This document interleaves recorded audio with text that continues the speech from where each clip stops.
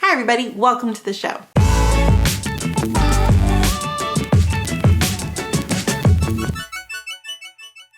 Hi everyone, welcome back to my channel. This is Raising A to Z. My name is Amanda. I am a teacher turned homeschool mom, and I like to talk about all things homeschooling. Today I'm going to talk about homeschool schedules. It's a big question. A lot of people ask us, like, what is the perfect homeschool schedule? How do you figure out what your homeschool schedule is? I'm going to talk a little bit about that, about the different types of homeschool schedules there are, and how to figure out what's going to work for you. Before we do that, why don't you take a second and subscribe and click the bell so you get notifications when we put out our videos. We pretty much do one every week, and if you like this one, you'll probably like the others. What is the best homeschool schedule is one of the top search things regarding homeschooling when it comes to like Pinterest. The reason is because there are so many options out there for finding out what homeschool schedule you want to use, and everyone does it differently. And that's a good thing. Every family is different, every family is unique, and what works for one family is not necessarily going to work for another. So when you're looking for what homeschool schedules are out there and what is going to work for your family, you have to remember that every schedule can be adapted, every schedule can be altered or changed. It's just about finding what is going to work for your family. And to a certain extent, there's going to be a certain amount of trial and error. You're going to try something thinking it's great and it's not going to work for you. It's going to happen. Part of that is you might have to walk away from it completely and just be like, this is not for our family. Sometimes it's just doing little minor tweaks or adjustments here and there and making it fit your family better. When it comes to finding a great homeschool schedule or routine or rhythm, whatever you want to call it, the biggest key to it, I think, for successful homeschoolers is consistency. Like, once you find something that works, kind of sticking with it for a while. And we've basically had a very similar routine. There's been a couple of like adjustments here and there, but we've had pretty much the same routine for almost 3 years now. It works for us, and unless something major happens, we're probably only going to do some tweaks here and there as the kids get older for the next several years, as I can see. I'm sure at some point we'll have to do some bigger adjustments, but for right now and for the foreseeable future, this is the routine that has worked for us. And that's what you're going to find, is you're going to find that sometimes you find a routine that works really well and it's going to do you well for several years, and then you're going to have a time period where like it is just not going to work and you're going to have to do something totally different, and maybe you come back to it or you don't. But when you find something that works, the consistency is really, really important. Sticking with what is working is really important. The grass is not always greener. Changing up your routine when you're finding it's working most of the time is just going to add so much stress that you don't need. But when you don't even know what schedule to do, you don't even have any idea of where to start, how do you build a schedule? How do you build a routine, a homeschool routine that's going to work for you? So there are a couple of things that we can talk about, and we're going to talk about different things to consider when you're picking a homeschool routine, and I'll tell you what works for us. Okay? Like I said, it works for us. It might not work for you, but at least it gives you some ideas of like how it works practically in our lives. So basically there are two main types of routines that people tend to like. There is a time block routine, and then there's like looping. Those are very common homeschool routines if you're looking at them. So time blocking is very similar to a school schedule. So basically it says from 9 a.m. until 9:30 we're going to be doing reading. From 9:30 until 10 a.m. we're going to be doing journaling. From 10 a.m. until 11 o'clock we're doing math. So it's a very specific, giving very specific times to specific activities or specific subjects. Time blocking works really well for some people. Time blocking is actually really great for adults and kind of getting our heads around things. I do find that time blocking can be really rigid for kids, and when you have adults trying to impose a time blocking on children, it's very difficult. The other difficulty with time blocking with homeschooling is you're never really sure how long things are going to take. Say you're going to do, okay, we're going to do reading for 30 minutes, and you do your chapter of your novel that you're doing right now, and it only takes you 20 minutes. Well, now you have 10 minutes to fill, and you could move on. Like if you're going to do a loose structure, you could just move on. But then the problem becomes is, what if you decide, okay, we're going to do this science experiment and we do it 30 minutes on this day and it takes you 45 minutes or an hour, and now your whole day is kind of thrown out of whack because now you're way off schedule. It works for some people. I do like a loose time block in my head as an adult, so I know, okay, at this time I'm doing this, kind of around this time we're in quiet time, so these are the things I'm doing. This is when I'm making dinner, is it like this 5 to 6 o'clock kind of block. Like I do some loose time blocking, but when it comes to working with my kids and homeschooling, I don't put any time block requirements on them. I prefer kind of more of a looping structure. Looping is much more popular with homeschoolers. Basically what it is a flexible to-do list. So for example, you might have like reading, journaling, math, and science. Those might be your 4 loops that you're working on right now. And every time you sit down at your table or whatever, when you're doing your workbook time or your curriculum time, those are what you're doing. So you're gonna sit down, you're gonna start with your reading. When your reading is done, you go into your journaling. When your journaling is done, you go into your math. When your math is done, you do your science. And if you finish it in 15 minutes, great, you just move on to the next activity. If it takes longer, you just take as long as you need and then move on. It also is great because if you're having, for example, you have a child, you did some language, you did your reading and then your journaling, and then they had a meltdown or they got tired or they needed a snack, you just take a break, you stop, and then you just pick back up on your to-do list and you move on to the next activity. So it's not about time blocking, it's about just kind of like going through your to-do list and looping and going through, and then the next day you go back to the top and you go through again. So it's about looping in that sense, that you're always kind of going through your set list of what you're going to be doing. A slight variation on looping, which is kind of more like what we do, it's having a main loop and a secondary loop. So your main loop is the stuff that you do every single day. So for us, we sit down, we do our language workbook, we do our math, and then we read a book. Those are the 3 things that we do every single time we sit down to do our curriculum or do like a school session. We do those 3 things. So we have our first loop, and our second loop is, let's say you wanted to do art, science, and social studies. You don't necessarily need to do those every single day. So you might have like, okay, then we do the main loop and then we do the first subject that's on our list. That's what we're doing today. The next day you go through, you do your main list, and then you move on to the next item on your second list, which would be like social studies. Then on the third day you would do your main list again, and then you're doing your third subject that you're doing, which would be art in our example here. And then if you say you do a 4-day, then you go back and you start again. And so you're kind of looping through this list once a day, but this is your like what's happening every single day. Does that make sense? It's a little confusing, but it works really, really well because it gives you some flexibility. And then you always are just rotating through. I personally don't recommend doing too many subjects. I think a lot of people get overwhelmed by doing a ton of subjects all the time. Looping is great because it gives you a lot of flexibility. It allows you to just stop and start and pick up wherever you left off. It also means that like if you're doing the 2 loops, that you're kind of rotating through subjects. Some people really like to have the variety of subjects. Some people don't. We personally tend to do like a looping, like we do our language, our math, and our reading. And then because we do a unit study, I do an activity. So that's kind of our standard loop that we find works really well because we personally don't focus on a lot of subjects. If you are brand new to homeschooling, I always recommend you start with only 1 or 2 subjects and build from there and add things in as you need them. The other thing that I always say is you don't need to teach all the subjects at the same time. I think that's a huge misconception that's out there, that people need to be teaching math, science, social studies, history, geography, art, music, and languages all at the same time. We tend to stick to like 3 or 4 subjects tops. Because we rotate through them. So because we do a lot of unit studies, I kind of have like, I'll do like a science unit. So we do our language, math, reading, and then our unit study, which would be science.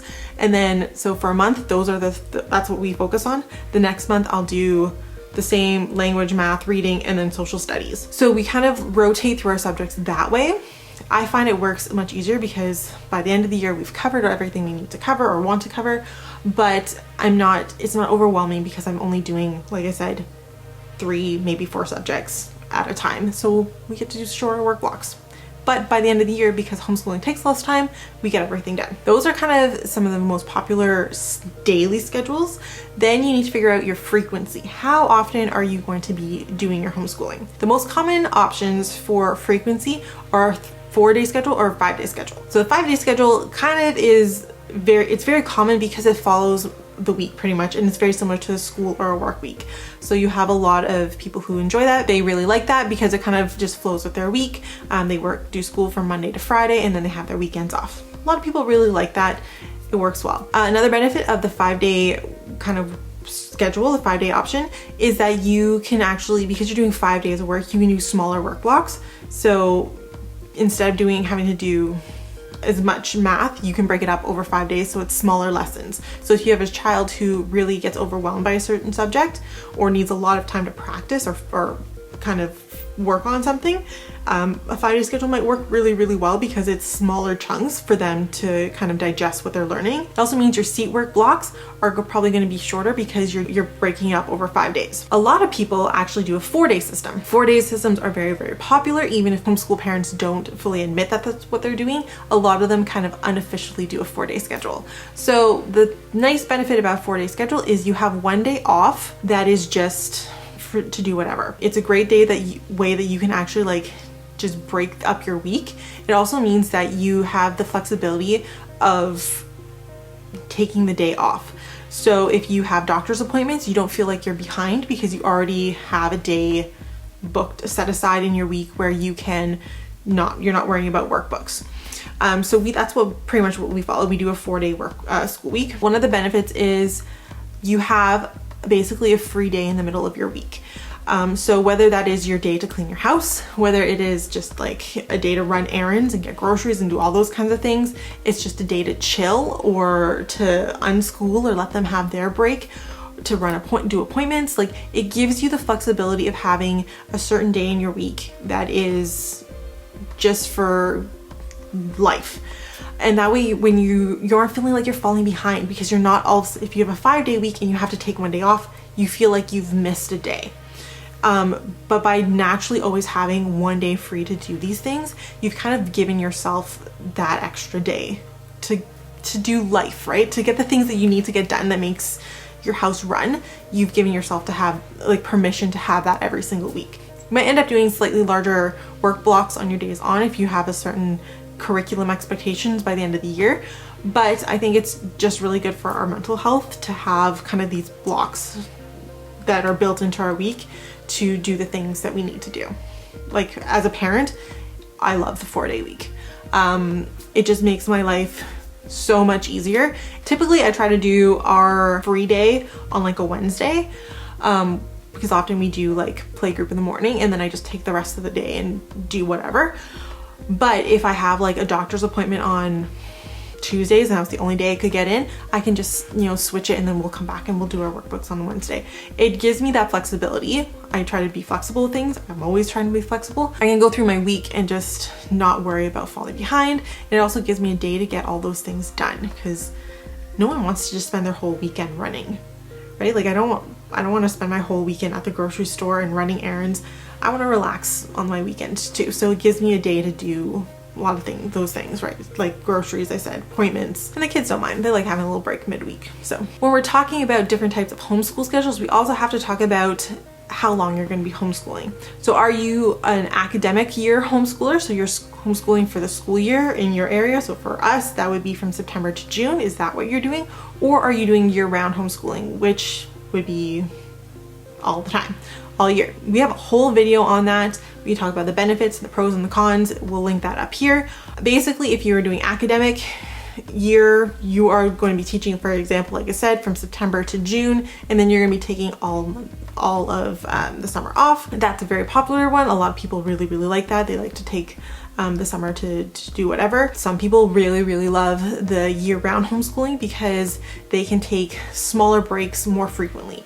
So for example, we tend to be more year-round homeschoolers, where we take all of Christmas off, we take a week at March break, we take most of July off, but then we also kind of jump back in August.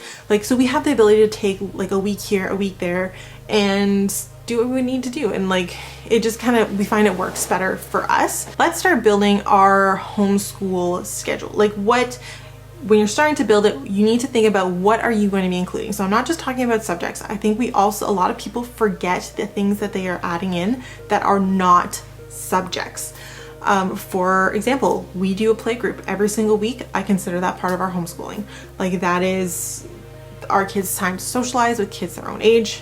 We love it. So remember to include things like playgroups, co-ops, classes? Are your kids going to rock climbing or gymnastics or pottery or basketball or whatever they're doing? Those are classes. Those are part of their homeschooling, right? So remember to include that those are things that are happening in their schedule. We like to include baking or some other life skills.